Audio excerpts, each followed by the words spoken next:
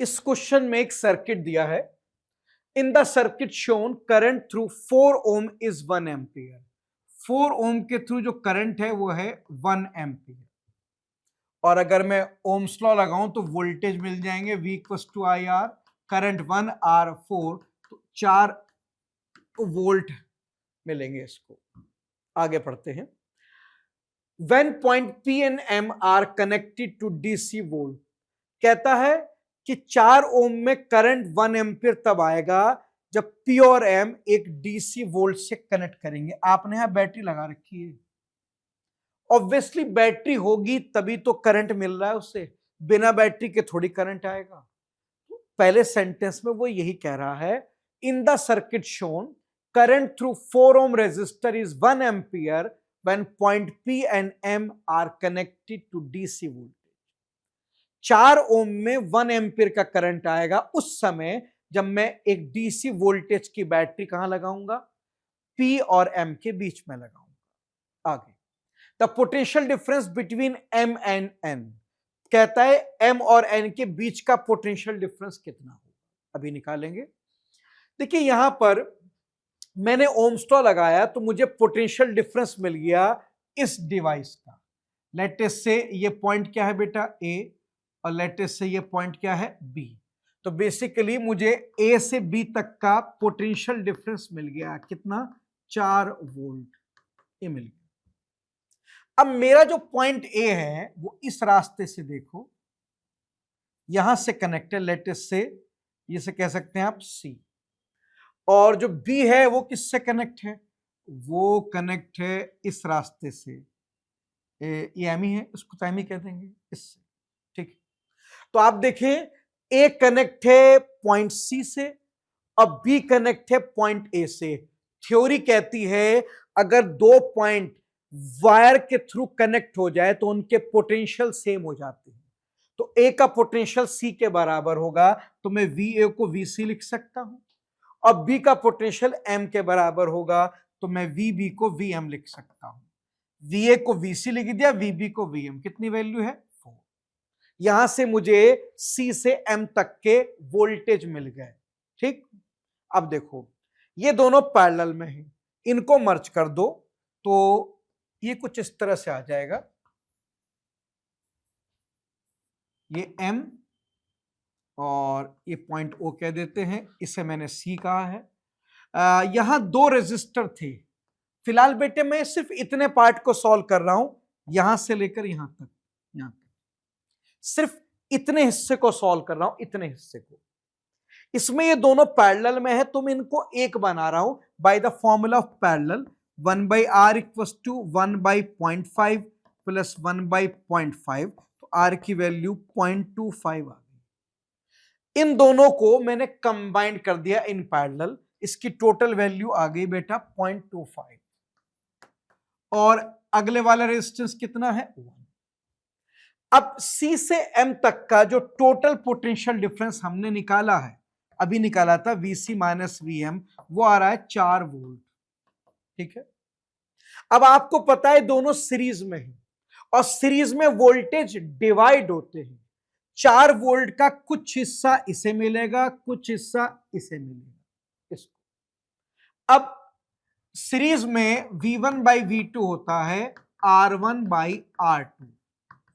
R1 0.25 है, R2 1, तो ये आ गया 1/4, इतना आ गया।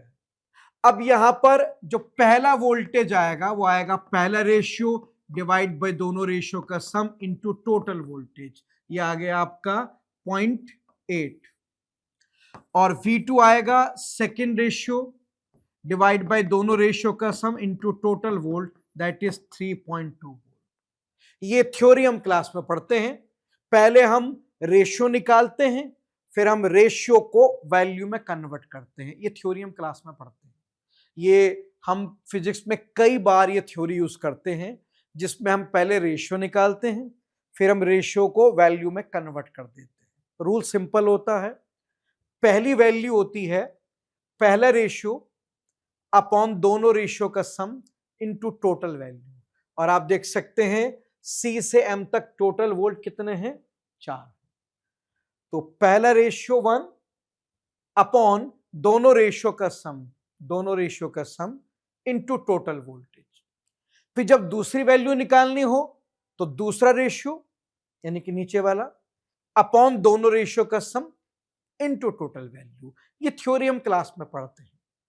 अब यहां पर देखिए ये 3.2 वोल्ट आ गया है और ये 0.8 आ गया है। तो आप देखिए 1 ओम रेजिस्टर को जो वोल्टेज मिला है 3.2 मिला है। अब चेक करो कि उसने किसके वोल्टेज पूछे थे। उसने कहा था potential difference between M and N. उसने एम और एन के वोल्टेज पूछे थे। उसने यहां से यहां तक के वोल्टेज पूछे थे, यहां से। अब बताओ एन और एम के बीच में क्या लगा है? 1 ओम लगा है। तो जब वो तुमसे एन और एम का वोल्टेज पूछ रहा है तो बेसिकली वो तुमसे 1 ओम का वोल्टेज पूछ रहा है। और अभी अभी हमने निकाला है कि 1 ओम को कितने वोल्ट मिलेंगे? 3.2 वोल्ट मिलेंगे। 3.2 वोल्ट। इस क्वेश्चन में लिखा है power dissipated across 8 ohm resistor is 2 watt. इस 8 ओम को पावर मिलेगी 2 वॉट, ठीक है। द पावर डिसिपेटेड अक्रॉस 3 ओम, पूछ रहा इसे कितनी पावर मिलेगी। देखिए अगर मैं इस पे पावर का फॉर्मूला लगाऊं, ये वाला v²/r, इसको पावर कितनी मिली? 2, इसका रेजिस्टेंस 8, तो यहां से v² आ गया 16, यानी कि खुद v आ गया 4। इसके वोल्टेज पता लग गए।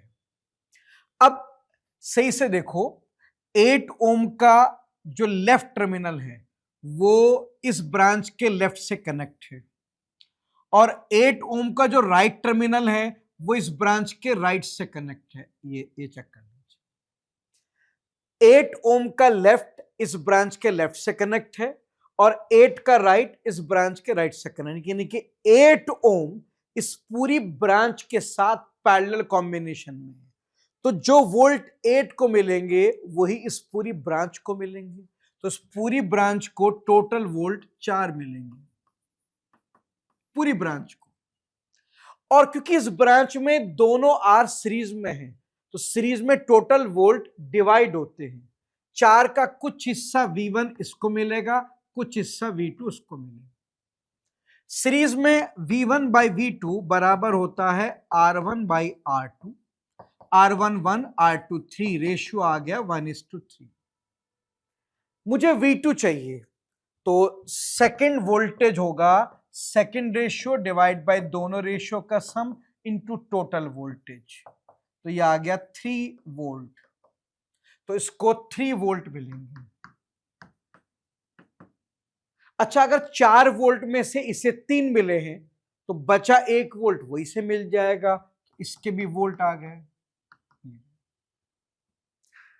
इसके वोल्टेज पता लग गए, इसका आर पता है। एग्जामिनर ने इसकी पावर पूछी है। पावर का फॉर्मूला है v²/r। कितने वोल्ट मिले हैं इसे? 3। रेजिस्टेंस कितना है? 3। तो बताओ बेटे इसकी पावर कितनी आ गई? 3 वॉट। तो 3 ओम में जो पावर डिसिपेट होगी वो 3 वॉट होगी। चेक कर लीजिए। नेक्स्ट क्वेश्चन है in India electricity supplied for domestic use at 220 volt. ठीक है। It is supplied at 110 in US. ये भी ठीक है, क्लास में पढ़ते हैं। If the resistance of 60 watt bulb for use in India is R, then the resistance of a 60 watt bulb for use in USA will be. अगर 60 what का bulb India में यूज होगा तो रेजिस्टेंस आर है। अगर 60 what का bulb US में use हो रहा है तो उसका रेजिस्टेंस कितना होना चाहिए? देखिए पावर का फॉर्मूला है v²/r। इंडिया में 60 वॉट जो मिलेगा उसके वोल्टेज होंगे 220, उसका रेजिस्टेंस कितना है? R। That becomes equation 1। अब ये 60 वॉट यूएस में यूज होना है, मगर यूएस में वोल्टेज 220 नहीं होते, 110 होते हैं। तो ऑब्वियसली अगर आपको सेम पावर चाहिए डिफरेंट वोल्टेज पे तो आपको R बदलना पड़ेगा यूएस में जाके, लेटेस्ट से R'। अब दोनों 60 को इक्वेट कर दीजिए आप, तो 220 का square by R equals to 110 का स्क्वायर बाई आर डैश। ऐसे अब इस 110 को अंदर 2 से कैंसिल कर दें, 2 का square 4/r equals to 1/r dash को इधर ले जाए, 4/r को इधर, r डैश आ गया r/4। तो यूएस में अगर आपको 60 वॉट चाहिए तो आपको उसमें जो रेजिस्टेंस लगाना होगा वो r/4 के बराबर लगाना होगा। ये आंसर आ गया आपका ऑप्शन सी, चेक कर लीजिए। इस क्वेश्चन में देखते हैं the terminal voltage of battery whose EMF is 10 volt and internal resistance is 1 ohm। मुझे इस बैटरी का टर्मिनल वोल्ट चाहिए। टर्मिनल का मतलब पूरी बैटरी के जो एंड पॉइंट है उसका पोटेंशियल डिफरेंस चाहिए। EMF 10 वोल्ट है, इंटरनल रेजिस्टेंस 1 ओम है, when connected through external resistor 4 ohm. देखिए मुझे किसी बैटरी के टर्मिनल वोल्टेज चाहिए। बैटरी के दो टर्मिनल होते हैं, एक होता है पॉजिटिव टर्मिनल, ये जो बड़ी लाइन है ना इसको बोलते हैं पॉजिटिव टर्मिनल। एक होता है नेगेटिव टर्मिनल, वो इंटरनल रेजिस्टेंस क्रॉस करने के बाद में आता है। बेसिकली ये 1 ओम इसका इंटरनल रेजिस्टेंस है। तो क्योंकि ये इंटरनल है तो ये बैटरी का ही एक पार्ट है, तो दोनों को मिलाकर बैटरी बनती है। एक टर्मिनल ये हो गया, दूसरा टर्मिनल ये हो गया। मुझे इन दोनों टर्मिनल के बीच का पोटेंशियल डिफरेंस चाहिए। देखिए करंट का फॉर्मूला होता है total EMF by total resistance external plus internal. Battery का ईएमएफ 10 वोल्ट है, एक्सटर्नल R 4 है, इंटरनल R 1, तो यहां से करंट आ गया 2 एम्पीयर। करंट कहां से निकलता है? बैटरी के पॉजिटिव से निकलता है। और किसी बैटरी के टर्मिनल वोल्टेज होते हैं E माइनस IR। बैटरी का EMF 10, करंट 2, इंटररेजिस्टेंस 1, तो बेटे इसके जो टर्मिनल वोल्टेज होंगे 8 वोल्ट होंगे। अगर मैं इस एंड और इस एंड के बीच का पोटेंशियल डिफरेंस देखूंगा तो वो 8 वोल्ट आएंगे। इसे बोलते हैं टर्मिनल वोल्टेज। आंसर क्या हो गया हमारा? ये हो गया 8 वोल्ट। इस क्वेश्चन में लिखा है 6 similar bulb are connected as shown with a DC source of EMF E and 0 internal resistance। ये 6 बल्ब हैं। कॉलम ए में 3 बल्ब हैं, फिर कॉलम बी में भी 3 बल्ब हैं, और सोर्स आइडियल है, कोई इंटरनल रेजिस्टेंस नहीं है इसका। ठीक है, अच्छा सिमिलर बल्ब हैं तो सबके रेजिस्टेंस, सबकी पावर क्या होंगी? बिल्कुल same. The ratio of power consumption by the bulb when, first case है ऑल आर ग्लोइंग। पहला केस आपको यह मानना है कि सारे बल्ब ग्लो कर रहे हैं, मतलब सारे बल्ब का स्विच ऑन है। अगर सारे बल्ब स्विच ऑन हैं तो ये तीनों पैरेलल में हैं, फिर ये तीनों भी पैरेलल में है, इनको एक बनाओ, इन तीनों को मर्ज करके एक बना दो बेटा। इन तीनों को पैरेलल में एक बना देना, इन तीनों को भी एक। ये कुछ इस तरह से आ जाएगा, इस तरह से। अच्छा, ये तीनों पैरेलल में एक बना दिए। सिमिलर बल्ब में सबका रेजिस्टेंस सेम होगा, तो अगर सबका रेजिस्टेंस R है तो जब आप इन तीनों को पैरेलल में जोड़ेंगे तो इन तीन की जगह जो इक्विवेलेंट आएगा पैरेलल का वो R/3 आ जाएगा, और इन तीनों भी पैरेलल में जोड़ेंगे उसका इक्विवेलेंट भी R/3 आएगा। कैसे? फॉर्मूला लगा दीजिए। अगर तीन इक्वल रेजिस्टेंस पैरेलल में है तो आप अगर पैरेलल का फॉर्मूला लगाएं तो बेटे आप सॉल्व करके देखें, तीन इक्वल रेजिस्टेंस का पैरेलल कॉम्बिनेशन R/3 आएगा। तो फर्स्ट केस में सारे बल्ब ग्लो कर रहे हैं, वर्क कर रहे हैं। ये तीन पैरेलल में है, इनको मैंने एक बना दिया, ये तीन पैरेलल है, इनको भी एक बना दिया। अब ये दोनों सीरीज में है तो मैं इनको भी एक बना देता हूं। तीनों बल्ब अभी कंबाइंड हो गई। R/3 का सीरीज कॉम्बिनेशन क्या होगा? 2R/3। अब ठीक है, देखो 6 बल्ब को सॉल्व करना मुश्किल था, एक बल्ब को सॉल्व करना मेरे लिए काफी आसान है। तो मैंने क्या किया, मैंने पहले 6 बल्ब को कंबाइन करके एक बल्ब बना दिया। अब मैं पावर निकाल लेता हूं उस समय इसकी। देखिए आप टोटल पावर निकालेंगे तो टोटल पावर होता है टोटल वोल्टेज का स्क्वायर अपॉन टोटल रेजिस्टेंस। ठीक है, मैं पावर का फॉर्मूला लगा रहा हूं V²/R, क्योंकि मुझे पूरे सर्किट की टोटल पावर चाहिए, तो वोल्टेज भी टोटल लूंगा और रेजिस्टेंस भी टोटल। सारे सर्किट को सप्लाई बैटरी देती है, तो बैटरी का जो वोल्टेज है वही टोटल वोल्ट होता है, और टोटल रेजिस्टेंस आपने निकाल लिया है bye series and parallel combination. तो इस समय जो टोटल पावर आएगी PT11, इसलिए कह रहा हूं फिलहाल हम केस फर्स्ट डिस्कस कर रहे हैं। टोटल वोल्टेज E है जो बैटरी देगी, और टोटल रेजिस्टेंस आपने निकाला है 2R/3, यानी कि फर्स्ट केस में टोटल पावर आ गया बेटे E, इक्वेशन 1। तो पहले केस में सारे बल्ब ग्लो कर रहे हैं, इस समय जो टोटल पावर कंजम्पशन है वो इतनी है। अब दोबारा पढ़ते हैं सेकंड केस। सेकंड केस में क्या है? In the situation when 2 from section A and 1 from section B are glowing, second situation में सारे बल्ब स्विच ऑन नहीं है। सेक्शन ए में 2 बल्ब ग्लो करेंगे, सेक्शन बी में 1 बल्ब, अब बाकी स्विच ऑफ। भाई हर एक का अलग स्विच होता है हमारे घरों में, हमने स्विच ऑफ कर दिया है। तो सेकंड केस के अंदर सारे बल्ब ग्लो नहीं करेंगे, आपके सेक्शन ए में सिर्फ 2 बल्ब ऑन करेंगे, तीसरा स्विच ऑफ है उसे मत बनाओ। सेक्शन बी में सिर्फ 1 बल्ब ऑन करेगा, सोर्स वही है आर आर आर, बल्ब सारे सिमिलर हैं। तो सेकंड केस के अंदर हमने सेक्शन ए में 2 बल्ब ऑन किए हैं, सेक्शन बी में सिर्फ 1 लगे हुए हैं, मगर वो ऑफ हैं। ऑफ हैं तो हमारे किसी काम के नहीं। ये दोनों पैरेलल में हैं, इनको एक बना दीजिए।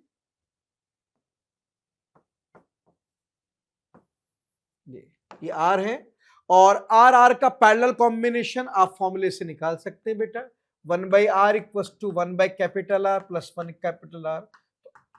दो आइडेंटिकल रेजिस्टेंस का पैरेलल कॉम्बिनेशन कितना आएगा? R/2। अब ये दोनों सीरीज में, तो इनको भी मर्ज कर दीजिए बेटा। R प्लस R/2 सीरीज में, आपको पता है सीरीज में टोटल रेजिस्टेंस क्या होता है? R1 प्लस R2, तो दोनों को ऐड कर देंगे तो टोटल रेजिस्टेंस आ जाएगा। अब यह है हमारा सेकंड सर्किट, इसकी टोटल पावर कितनी आएगी? टोटल वोल्टेज का square upon total resistance. Total voltage battery E देगी और टोटल रेजिस्टेंस है 3R/2, तो ये आएगा 2E² अपॉन 3R। ये सेकंड केस की टोटल पावर आ गई। मुझे क्या चाहिए सर? मुझसे इनका रेशियो पूछा गया है। तो फर्स्ट केस में टोटल पावर ये थी, सेकंड, इसे P2 कह दो, सेकंड केस है ना, ये सेकंड केस की टोटल पावर है, इसे सेकंड इक्वेशन कह देते हैं बेटा। और सही से देखो एग्जामिनर ने क्या पूछा था? The ratio of power consumption by bulb when first case and then second case. आपको रेशियो निकालना है टोटल पावर कंजम्पशन का। पहले आपको फर्स्ट केस की टोटल पावर निकालनी है, फिर आपको सेकंड केस की टोटल पावर निकालनी है, देन उन दोनों का रेशियो निकालना है। तो अब मैं दोनों को डिवाइड कर देता हूं बेटे, इससे हमें रेशियो मिल जाएगा। ठीक है, PT1 को PT2 से डिवाइड कर देता हूं। चलिए, ये आ गया आपका, पहला केस आया था आपका 3²/2R, और सेकंड केस में टोटल पावर आई थी 2E²/3R। तो ये आ गया बेटे 9/4, तो रेशियो 9:4 हो गया। चेक कर लीजिए आप लोग, देख लीजिए कौन सा आंसर आएगा। हमारा ऑप्शन फर्स्ट आ जाएगा इसके। इस क्वेश्चन में लिखा है for a cell terminal potential difference is 2.2 when circuit is open. देखिए ओपन सर्किट में बैटरी का पोटेंशियल डिफरेंस उसके EMF के बराबर होता है। तो इस समय जो ये वोल्टेज है, ये वोल्टेज नहीं, ये इसका EMF। If it reduces to 1.8 when cell is connected to resistance 5 ohm. अब जब आपने सेल को एक एक्सटर्नल रेजिस्टर से जोड़ा तो अब पोटेंशियल डिफरेंस घट गया। कितना हो गया? 1.8। देखिए जब सेल किसी एक्सटर्नल आर से जुड़ जाए तो पोटेंशियल डिफरेंस का फॉर्मूला होता है E-IR। तो अब जो पोटेंशियल डिफरेंस आया है वो 1.8 आया है। ईएमएफ कितना था 2.2 माइनस आई आर, तो यहां से आई आर कितना आ गया 0.4, दैट बिकम्स इक्वेशन 1। चेक कर लीजिए। अच्छा, आपको पता है किसी भी सर्किट में करंट होता है total EMF by total resistance, external plus internal. अब बैटरी का ईएमएफ 2.2 है, एक्सटर्नल रेजिस्टेंस आपने 5 लगाया है, इंटरनल आपको पता नहीं है। अब ये वाला आई यहां पुट कर दीजिए, यहां पर 2.2 divide by 5 plus R into R equals to 0.4। अब 5 प्लस 4 को इधर मल्टीप्लाई कर दीजिए, 2.2 R equals to 0.4 into 5 plus R, इस तरह से। ठीक है बेटा, अब आप इस ब्रैकेट को ओपन कर दें तो ये आएगा 2.2 R equals to 0.4 into 5 2 plus 0.5 R. तो ये 2.2 आर में से 0.4 आर माइनस करेंगे, क्या आएगा 2। बेटे ये आ गया 1.8 आर इक्वल्स टू 2, तो आर की वैल्यू आ गई 2 डिवाइड बाई 1.8। ऊपर नीचे 10 से मल्टीप्लाई करें 2/18, ऊपर नीचे 2 से डिवाइड कर दें तो 10/9। तो इस बैटरी का इंटरनल रेजिस्टेंस 10/9 है। क्या पूछा है, अभी पढ़ते हैं। The internal resistance of the cell is, यही पूछा है कि बताओ सेल का इंटरनल रेजिस्टेंस कितना है, 10/9 है।